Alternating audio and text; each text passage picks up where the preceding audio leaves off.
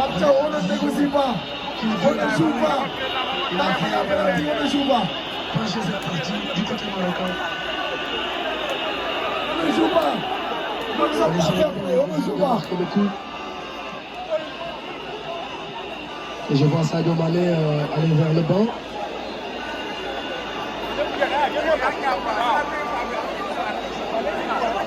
Et ça chauffe aussi entre Walid Regragui et Pape Thiaw.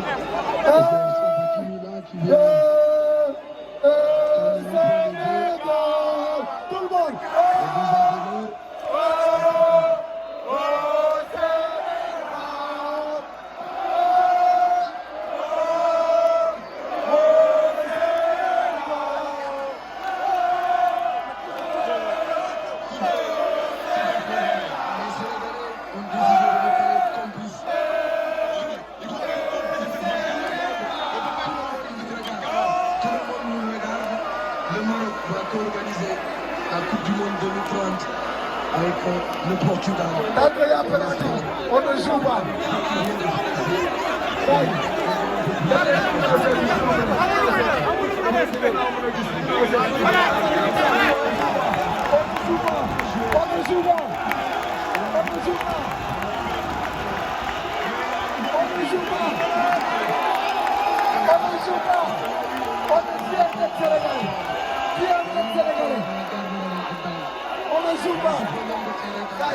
S'il vous plaît, donne-le ginnaaw yi, s'il vous plaît.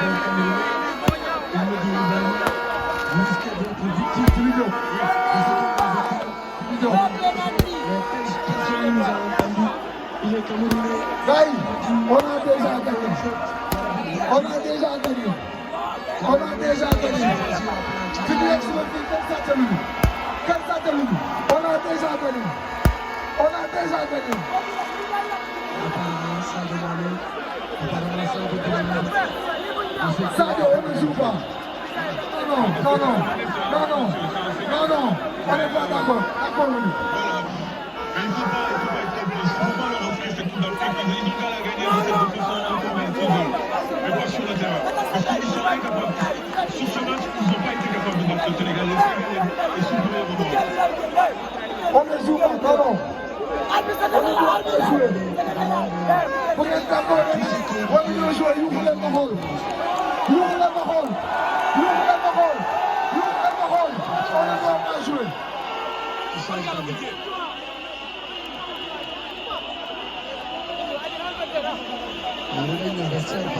Est-ce que c'est pour un peu les autres? Gars yi, s'il vous plaît, dellu leen ginnaaw ñee ci kanam gisuñu dara. Dellu leen ginnaaw s'il vous plaît, s'il vous plaît. S'il vous plaît. Ngeen baal ñu rek s'il vous plaît. Beaucoup d'amertume. S'il vous plaît, Djibi Diop. Et ça se passe à Mendy. Il est hyper concentré. Le joueur du Real Madrid. Brahim Diaz. Ah, et Sadio Mané qui est en train de discuter avec Jean-Jacques Dalla.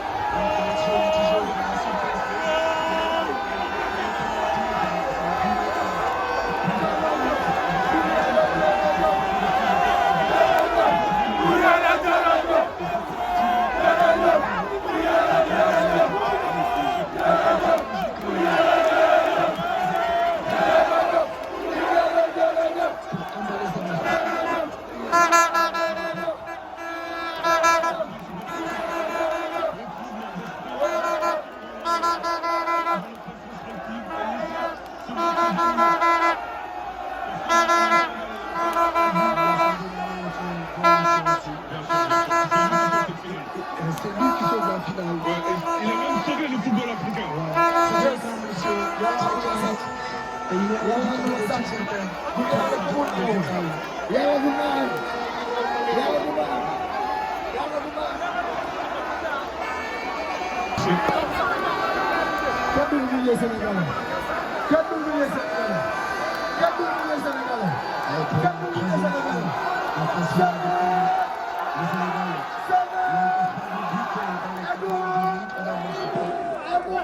Yes, I'm a boy. le Marocain a pris un coup de pied en tête. C'est là qu'il a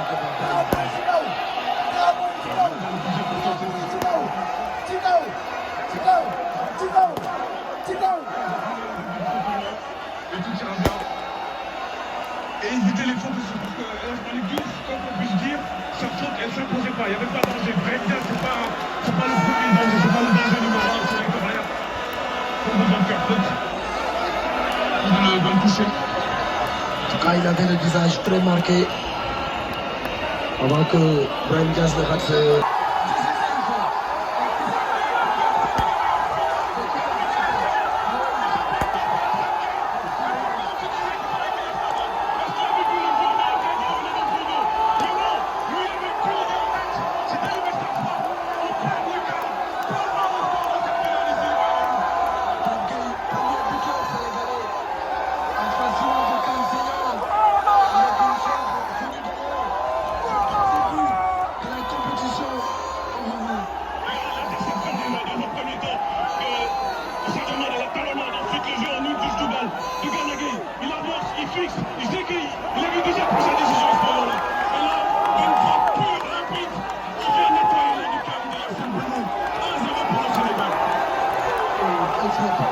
Quelle frappe. Et Paquet devient du coup le meilleur buteur français de cette partie de CAN avec 3 réalisations.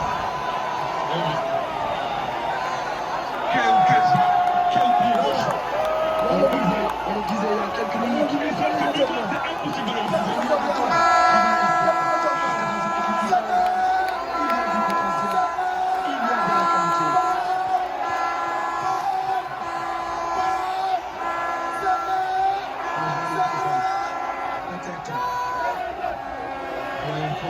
C'est sifflé par Jean-Jacques Dalla. Ça mérite peut-être un carton. Non, monsieur Nala, peut-être pas, non.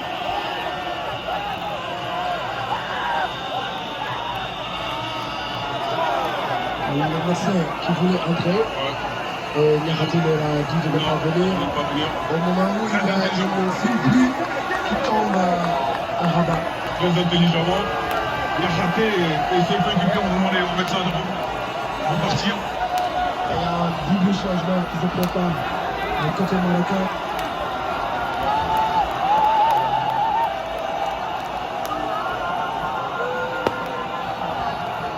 La tête de Liamik. Brahim Diaz va le récupérer pour le milieu du sol. Ezalzouli qui va lancer Youssef Nesri. La couverture de Niakhaté et le dégagement d'Antoine Mendy. El Ainaoui. Eliamik, après ses porchés qui gagne. Bon ballon, la tête, Brahim Diaz, la frappe.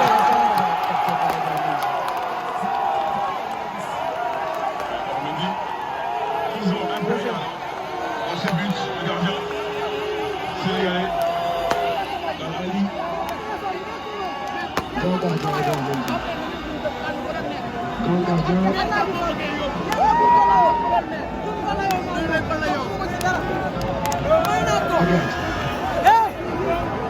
Aguerre. Pour Brahim Diaz. Faute sur Sénégal. Elle mérite des cartons, mais c'est